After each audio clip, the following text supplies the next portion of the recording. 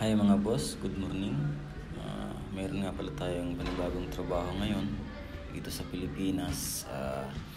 Toyota 2L, ang makina 2L. Ang problema nga pala nito guys ay mahina ang pwersa ng makina. Kaya apektado ang transmission. Ngayon guys, babaklasin na natin ang timing belt. Umpisa na natin. Ikot-ikot muna natin ang makina para ma-set up natin yung timing or maitutok natin yung timing sa timing mark. Yan.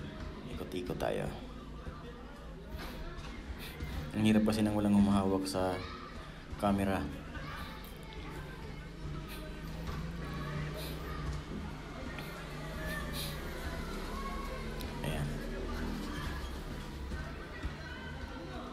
Ilalagyan natin ng guide para makuha natin yung eksaktong tapat.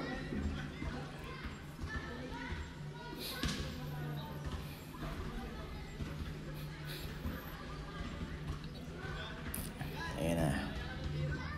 Ayan guys ang timing mark ng camshaft, timing mark ng injection pump, timing mark ng crankshaft. Ayan.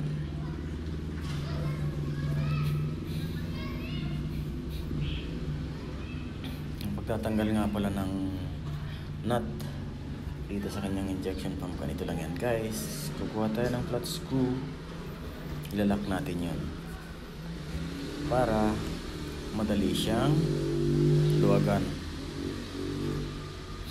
Luwagan muna natin ang nut.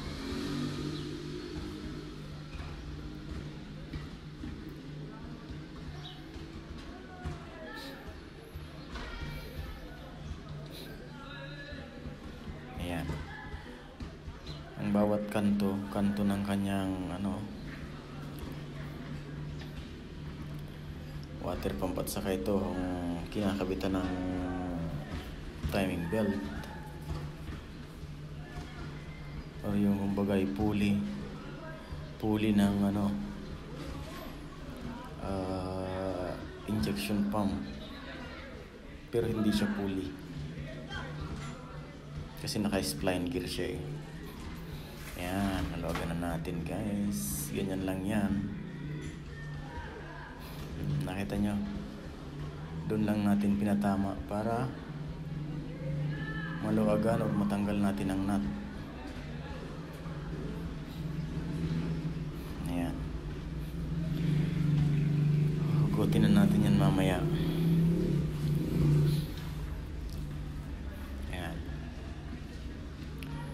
Diesel siya. Tinignan natin ng lahat, pati ang tapit.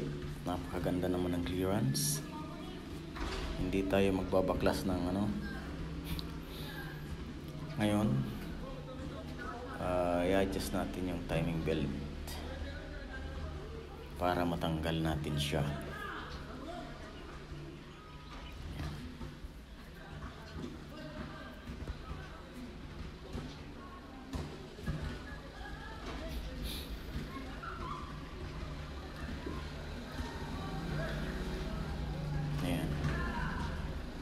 Tanggalin natin yung timing belt. Ito naman. Okay. Yan nga pala si Kuya Ray. Kasama ko sa trabaho dito sa Pilipinas. Ayan. Tinatanggal niya na yung mga injector pipe.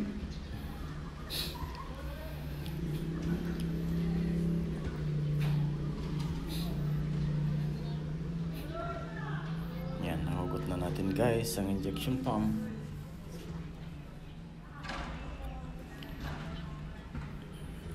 Okay.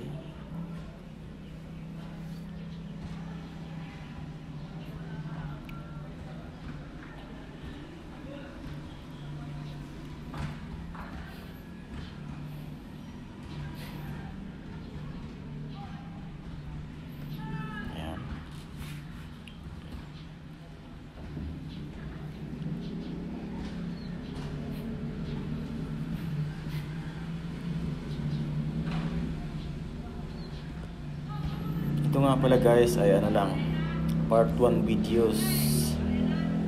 Ang part 2, pagkabit ng injection pump, pag-timing at lahat-lahat. At hanggang sa pag-andar at makikita natin ang takbo niya.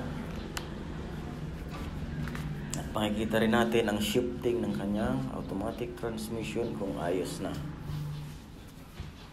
Pag mahina kasi talagang pwersa ng makina, apektado ang automatic transmission niya guys.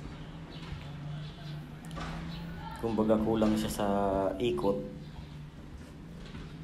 kaya hindi nag-shift ng maayos. Ayan.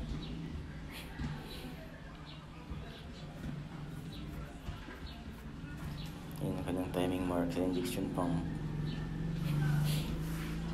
Ito yung kanyang AGR valve. Ito yung kanyang pulley. At ito yung kanyang intake.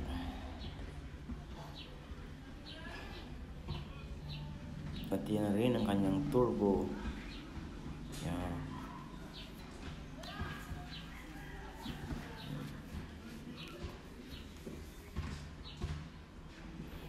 Yan din ang kanyang throttle body guys. Ang kanyang throttle ay mayroon siyang TPS or throttle position sensor. Isa rin yan sa mga nagbibigay ng problema. At ito na yung kanyang injection pump guys. Dadali natin yan sa calibration. Ayan. Ayan.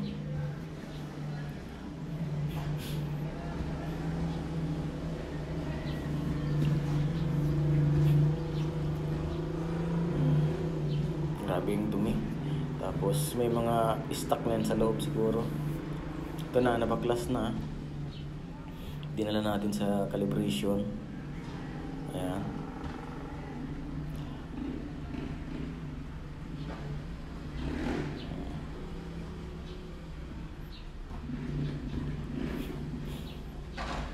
At ito daw yung kanyang problema.